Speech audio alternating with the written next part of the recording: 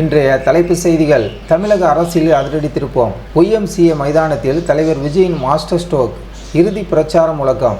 தமிழக சட்டப்பேரவை தேர்தலுக்கான பிரச்சாரம் அதன் உச்சக்கட்டத்தை எட்டியுள்ள நிலையில் தமிழக வெற்றி கழகத்தின் தலைவர் விஜய் அவர்கள் சென்னை YMCA மைதானத்தில் தனது உணர்ச்சிபூர்வமான இறுதி பிரச்சாரத்தை நிறைவு செய்துள்ளார். சமரசம் இல்லாத அரசியல், ஊழலற்ற நிர்வாகம் என்பதை தனது தாரக மந்திரமாக முழங்கியுள்ள விஜயின் இந்த உரை தற்போது தமிழக அரசியலில் பெரும் பேசும் பொருளாக மாறியுள்ளது. இது குறித்த விரிவான செய்தியை இந்த வீடியோவில் நாம் பார்ப்போம். சிறுபான்மையினருக்கான உறுதிமொழி. பிரச்சாரத்தின் தொடக்கத்திலே சிறுபான்மையின மக்களின் அச்சத்தை போக்கும் வகையில் ஆணித்தரமான கருத்துக்களை விஜய் முன்வைத்தார். சிறுபான்மை மக்களே, நீங்கள் எதற்கும் பயப்பட வேண்டாம். இந்த விஜய் ஒருபோதும் தனது கொள்கையில் சமரசம் செய்து கொள்ள மாட்டான் என்று அவர் சூளுரைத்துள்ளார்.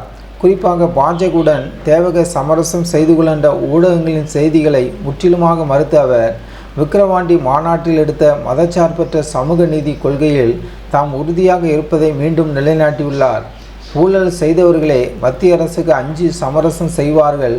தாம் எவ்வித ஊழலில் ஈடுபடாததால் யாருக்கும் பயப்பட வேண்டிய அவசியம் இல்லை என்று அவர் அதிரடியாக தெரிவித்தார்.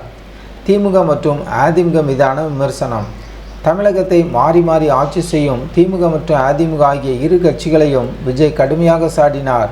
தற்போதைய திமுக ஆட்சியில் பெண்களுக்கு பாதுகாப்பில்லை என்றும் மாநிலத்தின் கடன் சுமை அதிகரித்துள்ளதே தவிர புதிய திட்டங்கள் எதுவும் இல்லை என்றும் அவர் குற்றம் சாட்டினார். விளம்பரங்களை மட்டுமே நம்பி நடக்கும் ஒரு கார்ப்பரேட் நிறுவனமாக திமுக அரசாங்கம் செயல்படுவதாக அவர் விமர்சித்தார். அதேபோல் எடப்பாடி பழனிசாமி தலைமையிலான அதிமுகவால் திமுகவை வீழ்த்த முடியாது என்பதை சுட்டிக்காட்டிய அவர் திமுகவிற்கு ஒரே மாற்று தேவக மட்டுமே என்று பொதுமக்களிடம் வலியுறுத்தினார். வாக்குப்பதிவு மற்றும் கருத்து கணிப்புகள்.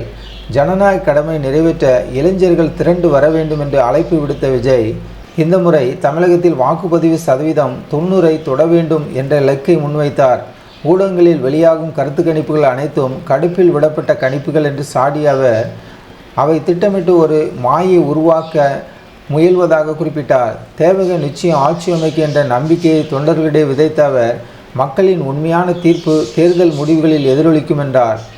எதிர்கால சந்ததியினருக்காக வேண்டுகோள். பெற்றோருக்கு ஒரு உருக்கமான வேண்டுகோளையும் விஜய் முன்வைத்தார். எதிர்கால சந்ததியினருக்கான ஒரு வேண்டுகோள். பெற்றோருக்கு ஒரு உருக்கமான வேண்டுகோளையும் விஜய் முன்வைத்தார்.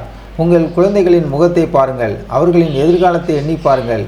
இதுவரை பழைய கட்சிகளுக்கு வாக்களித்து சலித்து போனது போதும். உங்கள் குழந்தைகளின் ஒளிமையான வாழ்விற்காக இந்த ஒரு முறை மாற்றத்திற்கு வாக்களிங்கள் என்று அவர் வேண்டுகோள் விடுத்தார்.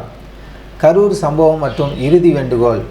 சமீபத்தில் கரூரில் நடந்த விரும்பத்தகாத சம்பவங்களை சுட்டிக்காட்டிய விஜய் அரசியல் காரணங்களுக்காக தன் மீது பழி போடப்பட்டதாக கூறினார். சட்டப்படியான விசாரணையை தாம் எதிர்கொண்டு வரும் நிலையில் அமைச்சர்கள் சிலர் பயந்து ஓடுவதாக மறைமுகமாக செந்தில் பாலாஜி விமர்சித்தார். இறுதியாக வரும் தேர்தலில் விசில் சின்னத்துக்கு வாக்களித்து தேவகவின் வெற்றிக்கு உறுதுணையாக இருக்குமாறு கேட்டுக்கொண்டு தனது உரையை நிறைவு செய்தார். தமிழக அரசியலில் புதிய அத்தியாயத்தை படைக்க துடிக்கும் விஜயின் இந்த இறுதி பிரச்சாரம் வாக்காளர்கள் மத்தியில் எந்த மாதிரியான தாக்கத்தை ஏற்படுத்தும் என்பதை பொறுத்திருந்துதான் பார்க்க வேண்டும். தொடர்ந்து இதுபோன்ற அரசியல் செய்திகளை தெரிந்து கொள்ள நமது ஜனநாயகம் டிவி சேனலை சப்ஸ்கிரைப் செய்யுங்கள்.